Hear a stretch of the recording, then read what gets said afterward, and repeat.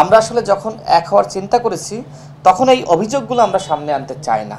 এগুলো যদি আমরা সামনে আনি সেক্ষেত্রে কিন্তু এক হওয়া যাবে না। গত এক বছরে এই যে এনসিপির নেতা কর্মীদের বিরুদ্ধে অনেক রকম অভিযোগ, চাঁদাবাজি, দখলবাজি, তারপরে তদবির বাণিজ্য, নানা রকম অভিযোগ। আর আপনারা যখন একীভূত হবেন এই দায়গুলো তো আপনাদেরকেও নিতে হবে, সেটা নিতে আপনার প্রস্তুত কিনা? অনেক অভিযোগ সত্য, আবার অনেক অভিযোগ মিথ্যা, যেটা রাজনীতিতে হয়ে থাকে। এখন শুধুমাত্র এনসিপির বিরুদ্ধে অভিযোগ না, আরও অনেক দলের নেতাকর্মীদের বিরুদ্ধে অভিযোগ আছে। এখন রাজনীতি করলে এই অভিযোগ অনুযোগ সারা জীবন থাকবে।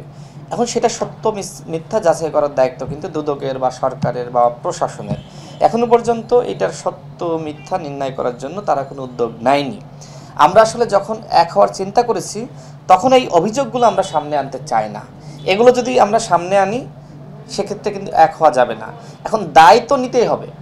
আপনি যখন এক হবেন তখন তো কিছু দায় আমাদের নিতে হবে, কিছু দায় তাদের নিতে হবে, এবং এই দায় নেওয়ার মাধ্যমেই তো এক হতে পারবো। এটাকেই ছাড় দেওয়া বলে।